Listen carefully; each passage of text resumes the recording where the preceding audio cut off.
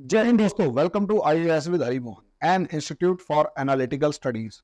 दोस्तों, रशिया और अमेरिका की जो इस टाइम पर जंग चल रही है, आर पार की सिचुएशन में आ चुके हैं और मैं इसमें कई बार डिस्कस कर चुका हूं, लेकिन मैंने एक पूरे का पूरा ये वीडियो इसलिए बनाने का डिसाइड किया क्योंकि अल्टीमेटली अब हम इस लेवल पर पहुंच चुके हैं कि ये लास्ट वॉर है जो अमेरिका रशिया के अगेंस्ट लड़ रहा है।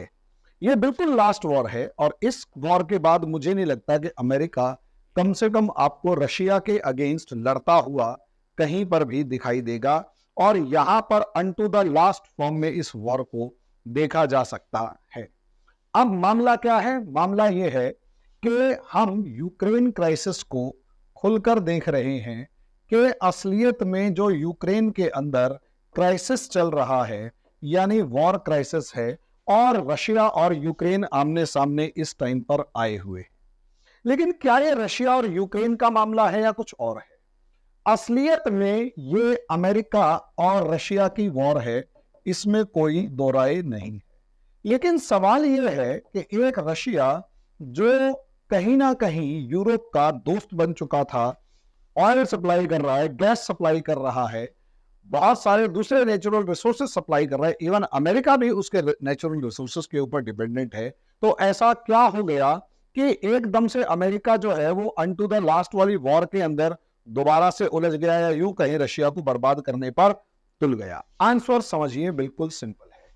आंसर सिंपल ये है कि कोल्ड वॉर के बाद, हम लोग कोल्ड वॉर देखते हैं ना, कोल्ड वॉर के बाद रियलिटी ये है कि इंडिया और अमेरिका और रशिया USSR की लड़ाई कभी खत्म ही नहीं हुई। ये समझिए, कोल्ड वॉर हम सब जानते हैं कि हाँ, कोल्ड वॉर हुआ था, लेकिन क्या कोल्ड वॉर के बाद ये वॉर खत्म हो गया था? बहुत से लोग मानते हैं कि हाँ, हो गया था, लेकिन मैं पूरे तरीके से मानता हूं कि ये कोल्ड वॉर कभी खत्म हुआ ही नहीं। असलियत में कोल्ड वॉर एक लंबे टाइम से चले आ रहे आइडियोलॉजिकल वॉर का एक हिस्सा था। मैं आपको इस मामले में पहले भी समझा चुका हूं या बार बार, नहीं तो मेरे को याद नहीं है, मैंने आप ही को YouTube पे बनाया था कोई वीडियो या क्या। मामले को समझिए, जिस दिन से इंडस्ट्रियल रेवोल्यूशन हुआ तो असलियत में इंडस्ट्रियल रेवोल्यूशन से एक तरफ तो जो ओल्ड किंगडम्स थे उनके अंदर, ओल्ड किंगडम्स जो थे उनके अंदर लड़ाई शुरू हुई दुनिया के अलग अलग देशों पर कब्जा करने की, और कॉलोनियलिज्म निकल कर आया, यानी उपनिवेशवाद, यानी दूसरे देशों को गुलाम बनाओ, उनकी पूरी की पूरी प्रॉपर्टी और दूसरी सब चीजें हैं उन पर अपना कब्जा बनाए रखो और कैसे भी कैसे करके सिचुएशन को अपने कंट्रोल में रखो। ये था कॉलोनियलिज्म। लेकिन असलियत में यहां इंडस्ट्रियल रेवोल्यूशन की वजह से सोसाइटी जो है उसमें भी एक बड़ा चेंज आया। और वो चेंज क्या था समझिए। सोसाइटी में सबसे बड़ा चेंज ये आया कि असलियत में इस सोसाइटी में एक क्लास उभर कर आई और उस क्लास का नाम था इंडस्ट्रियल क्लास। इंडस्ट्रियल क्लास, या यूं कहें, इसको हैंडल करने वाली जो है वो है कॉलोनियल क्लास। इसको हैंडल करने वाली जो क्लास है उस क्लास का नाम है कॉलोनियल क्लास। क्यों sorry, capitalist class, sorry, colonial class नहीं, इस क्लास का नाम है कैपिटलिस्ट क्लास, यानी पूंजीवादी वर्ग। अब ये जो पूंजीवादी वर्ग है वो ये कह रहा है कि भैया, हमें तुम्हारी किसी चीज से कोई मतलब नहीं है, हमें चाहिए मैक्सिमम प्रॉफिट, हमें चाहिए मैक्सिमम प्रॉफिट। अब अगर हम मैक्सिमम प्रॉफिट की बात कर रहे हैं, यानी हमें ज्यादा से ज्यादा प्रॉफिट चाहिए, अगर इस सिचुएशन पर सारा खेल चल रहा है तो ऑब्वियस सी बात है सिचुएशन थोड़ी सी आगे भी देखनी होगी कि भाई सारा खेल किस पर चल रहा है, मैक्सिमम प्रॉफिट। मैक्सिमम प्रॉफिट का एक अल्टरनेट फॉर्म होता है, मैक्सिमम प्रॉफिट का अल्टरनेट फॉर्म या यूं कहे उसका एक बैड फॉर्म में आउटकम होता है एक्सप्लॉयटेशन।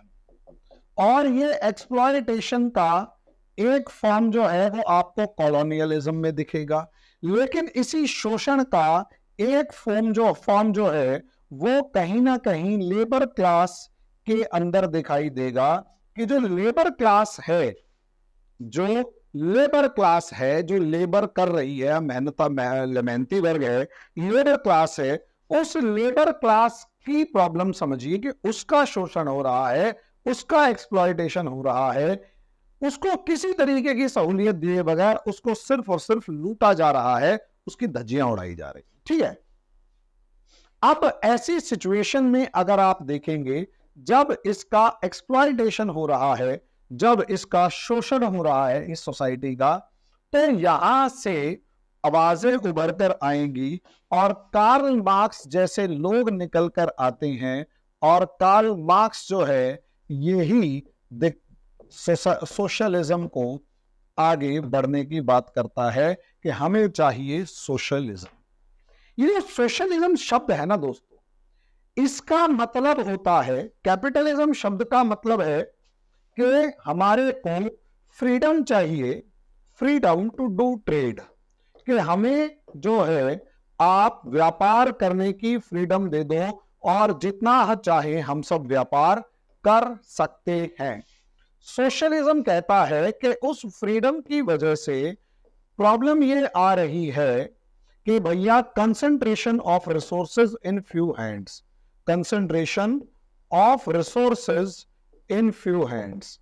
जो कंसंट्रेशन है वो कुछ ही लोगों के हाथों में इकट्ठा हो, मतलब जो कंसंट्रेशन ऑफ रिसोर्सेज, जो रिसोर्सेज हैं वो कुछ ही लोगों के हाथों में इकट्ठे हो रखे होते हैं और वो फिर किसी दूसरे को आसपास फटकने भी नहीं देते। डेमोक्रेसी ड्रामा और पता नहीं इन्होंने क्या क्या एक नई फिलॉसफी खड़ी कर दी और ये कहा कि सब बर्बाद है और अगर इनको कंट्रोल नहीं किया तो सब बर्बाद हो जाएगा। ये बड़ी एक क्रिटिकल सिचुएशन, नतीजा उसका ये आया। फ्रीडम का नेक्स्ट लेवल क्या है? फ्रीडम का नेक्स्ट लेवल यहां पर यह दिखाई दिया कि सोशलिज्म आया और सोशलिज्म कहता है हमें फ्रीडम नहीं, हमें इक्वालिटी चाहिए और इक्वालिटी के अंदर हमें इक्वल डिस्ट्रीब्यूशन ऑफ रिसोर्सेस चाहिए, हमें इक्वल डिस्ट्रीब्यूशन ऑफ रिसोर्सेज यानी संसाधनों का समान वितरण हमारे देश में होना चाहिए, हमारे लोगों में होना चाहिए। यानी अगर आप मोटे तौर पर देखें तो आइडियोलॉजी के नाम पर भी इंडस्ट्री आइडियोलॉजी के नाम पर भी यूएसए का कॉम्पिटिटर बाय बर्थ, मतलब कैपिटलिज्म का कॉम्पिटिटर सोशलिज्म था, तो यूएसए जो है वो आइडियोलॉजिकल बेसिस पर भी यूएसएसआर का नेचुरल दुश्मन बनकर रहेगा। बस फर्क इतना हुआ कि वर्ल्ड वॉर वन के अंदर, फर्क इतना हुआ कि वर्ल्ड वॉर वन के अंदर यहां पूरी की पूरी सिचुएशन तब बदल गई जब ओल्ड पॉलिटिकल पावर्स जितनी भी थी, पुरानी जितनी भी पॉलिटिकल पावर्स थी, चाहे उसमें ब्रिटेन दूध धुला नहीं है, ब्रिटेन फ्रांस मेनली ये दोनों, ये दुनिया के मैक्सिमम कॉलोनीज पर कब्जा कर चुके थे। वहीं अगर दूसरी तरफ देखोगे आप तो यहां पर आपको जर्मनी, ऑस्ट्रिया, हंगरी और इटली, जर्मनी, ऑस्ट्रिया, हंगरी और इटली दिखाई देगा। असलियत में जर्मनी, ऑस्ट्रिया, हंगरी और इटली, खासकर जर्मनी और इटली कोशिश कर रहे थे कि उनको कॉलोनी मिले, यानी नए देशों के ऊपर कब्जा करने का मौका मिले, यानी ये भी गुलाम बनाए। ब्रिटेन और फ्रांस ने लगभग पूरी दुनिया को गुलाम बना लिया था, तो ये बिल्कुल नहीं चाहते थे कि कोई और गुलाम बनाए या इनकी टेरिटरीज पर कोई और कब्जा करे।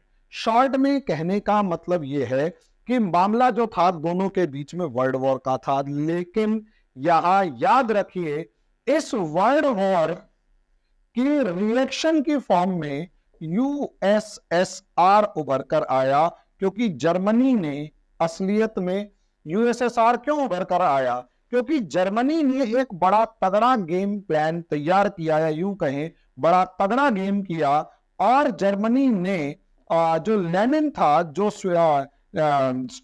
स्विट्जरलैंड के अंदर पॉलिटिकल एग्जाइल बिता रहा था, उस लेनिन को स्विट्जरलैंड से बुलाकर रशिया में एंटर करवा दिया। रशिया की पहले ही सिचुएशन खराब थी और ऊपर से लेनिन जैसा बंदा पहुंच गया जिसने सिचुएशन को उखाड़ कर फेंक दिया, पुराने वाली जार पे उखाड़ कर फेंक दिया और कम्युनिस्ट रजीम को एस्टेब्लिश कर दिया।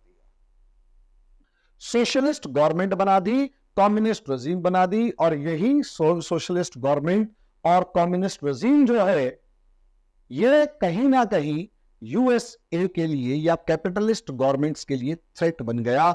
बहुत तगड़ा ये लोग जो थे वो चैलेंज बन गए, और यही एक रीजन है, एग्जैक्टली यही एक रीजन है दोस्तों। अब मामला क्या है? मामला यहां पर ये वर्ल्ड वॉर 1 के बाद का मामला यहां पर ये है दोस्तों कि असलियत में अगर हम यहां पर देखेंगे तो लड़ाई जो है वो कहीं ना कहीं यूएसएसआर और यूएसए की उसी टाइम पर स्टार्ट हो गई जैसे ही वर्ल्ड वॉर 1 खत्म हुआ था। इसे आप इस तरीके से देखें कि वर्ल्ड वॉर 1 जब खत्म हुआ तो वर्ल्ड वॉर 1 खत्म होते ही 3 आइडियोलॉजीज जो हैं वो उभर कर आई थी। 3 आइडियोलॉजी उभर कर आई। एक तरफ वो थे जो कैपिटलिस्ट कंट्रीज थे और जिन्होंने पुराने टाइम से अपने उपनिवेश यानी कि अपने गुलाम देश बना रखे थे और सारी पावर उनके हाथ में थी।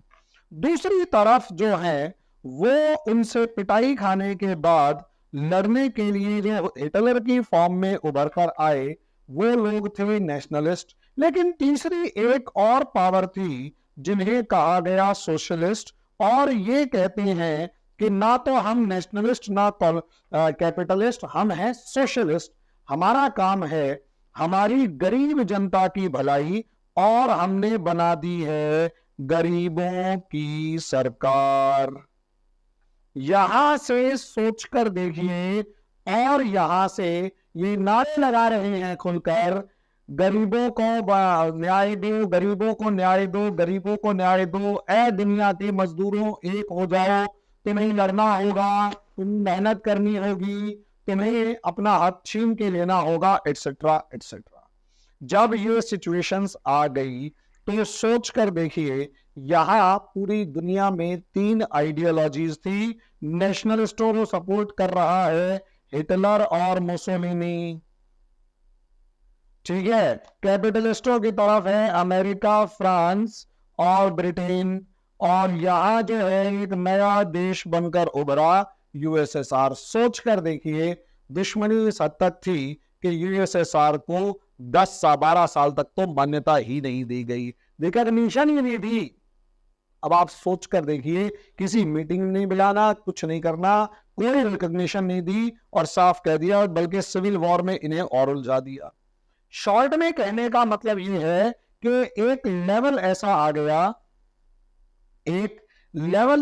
गया कि हिटलर को स्टालिन के अगेंस्ट, जो यूएसएसआर का सपोर्टर था, वो मतलब हेड ऑफ द स्टेट था स्टालिन, उसके आगे उसको खत्म करने के लिए ऐसा माना जाता है कि हिटलर ने सपोर्ट किया था। सॉरी, अमेरिका और ब्रिटेन, फ्रांस ने हिटलर को सपोर्ट किया ताकि यूएसएसआर को रोका जा सके।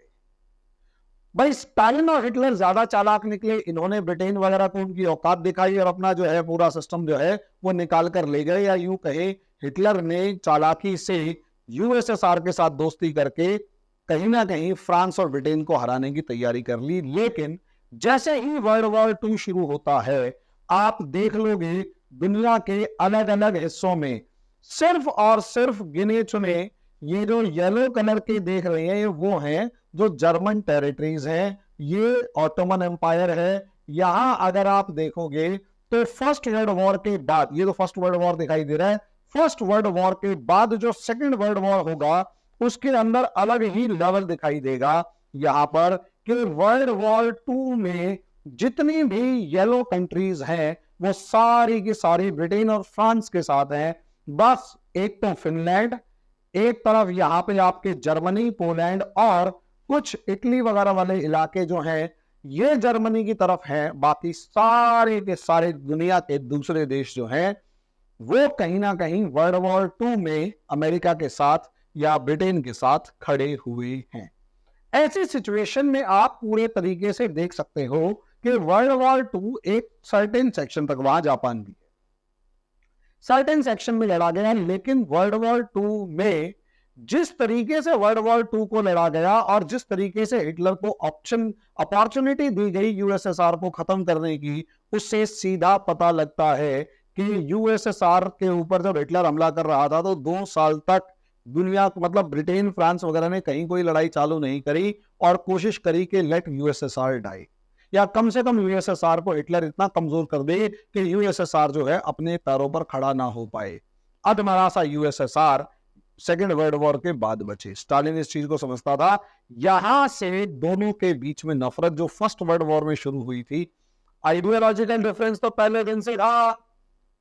फर्स्ट वर्ल्ड वॉर से जो नफरत पैदा हुई बिहेवियर ऑफ कैपिटलिस्ट पावर से, सेकेंड वर्ल्ड वॉर के बिहेवियर के अंदर साफ पता लग गया कि capitalism is not a good friend of nationalism, यहां कैपिटल सोशलिज्म। और यहीं से कोल्ड वॉर शुरू हुआ। और इस कोल्ड वॉर को उठाकर देखोगे तो दोनों ये पूरा कोल्ड वॉर का सीन, और यहां अगर आप देखोगे तो ज्यादातर लाल रंग का जो हिस्सा है वो पूरे का पूरा वार्सो पैक्ट, और बाकी जो देश हैं वो कम्युनिस्ट रेजिम को मानते थे लेकिन वार्सो पैक्ट का हिस्सा नहीं थे। ब्लू वाले सारे के सारे नाटो मेंबर्स या कम से कम इनसे जुड़े हुए देश थे, और पूरी दुनिया को इन्होंने मोटे तौर पर 2 आर्म्ड ग्रुप्स में डिवाइड कर दिया। यहां असलियत में यूएसएसआर और अमेरिका लड़े, यूएसए लड़े, लेकिन यूएसएसआर की खास बात क्या, खास कमजोरी क्या थी कि वो फाइनेंशियली वीक होता चला गया। उसने कभी भी अपना पैसा कमाने या फाइनेंसेस को इकट्ठा करने की तरफ ध्यान नहीं दिया, बल्कि सिर्फ आर्म्स मैन्युफैक्चरिंग की तरफ ध्यान दिया। यही कारण था कि यूएसएसआर के 15 टुकड़े होते हुए नजर आए। Estonia, Latvia, Lithuania, Belarus, Moldova, Ukraine, Georgia, Armenia, Azerbaijan, Turkmenistan, Uzbekistan, Tajikistan, Kyrgyzstan और कजाकिस्तान, और लास्ट में रशिया। 15 टुकड़े होते हुए नजर आते हैं दोस्तों। 15 टुकड़े यूएसएसआर के हुए। फिर भी अगर आप देखें तो रशिया एक बड़ी पावर अभी भी है। रशिया एक बड़ी पावर अभी भी है, इसमें कोई दो राय नहीं थी।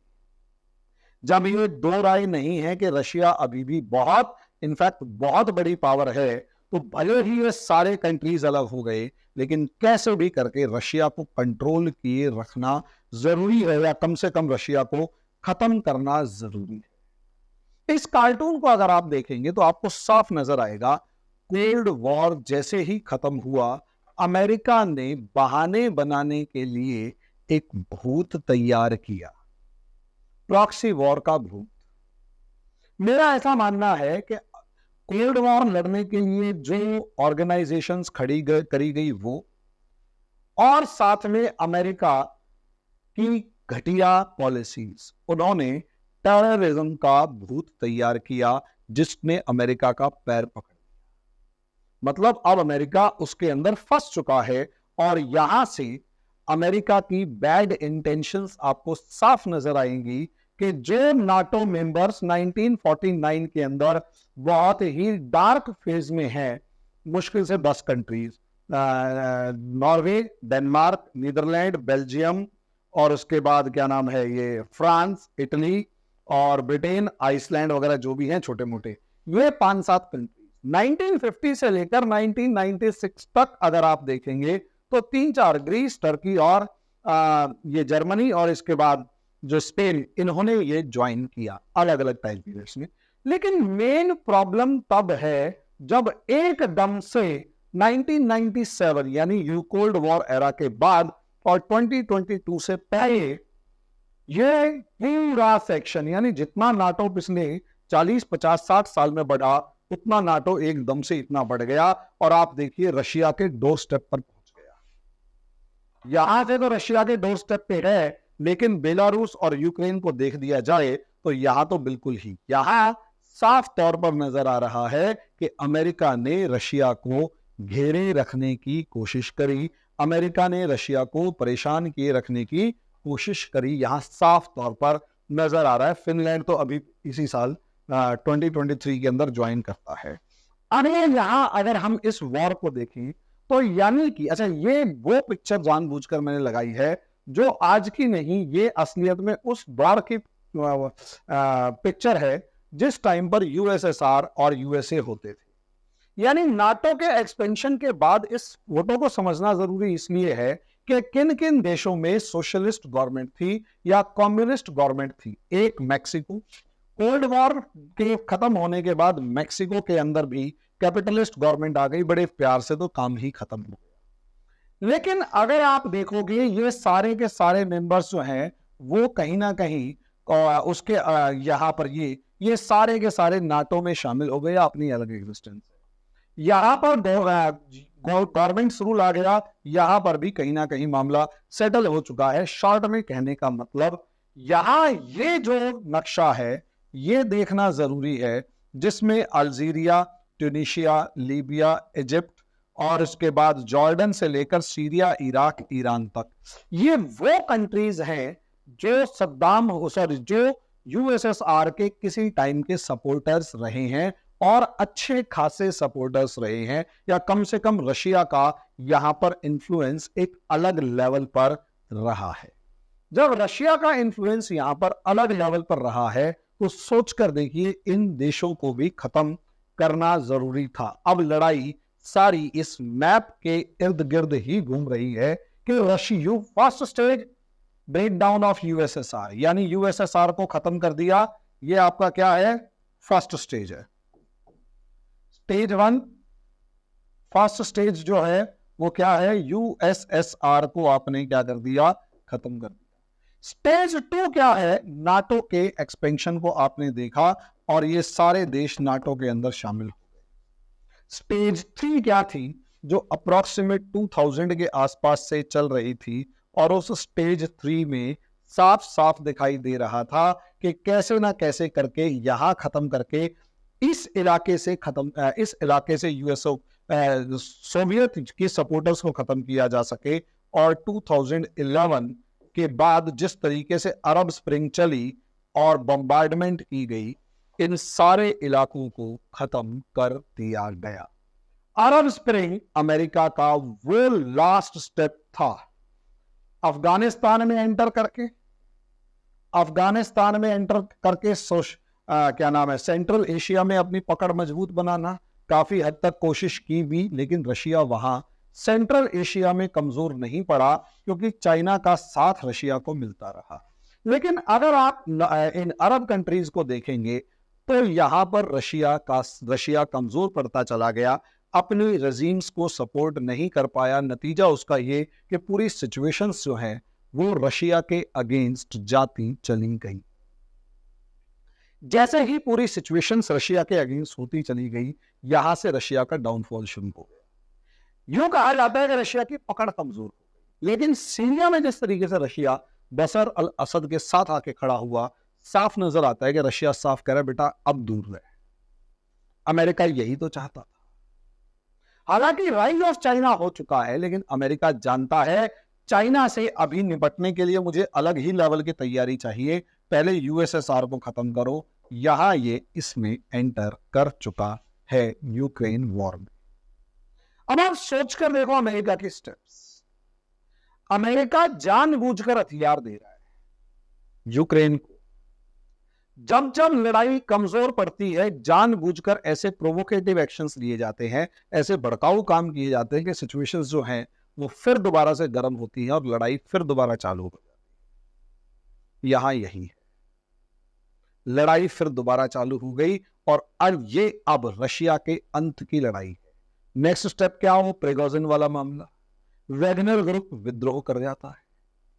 अगला मामला क्या, इससे अगला कि रशिया के अंदर ही अंदर रिवोल्ट चल रहा है, अंदर ही अंदर प्रॉब्लम्स चल रही हैं, और अगर ऐसा है तो सिचुएशंस बड़ी खतरनाक है।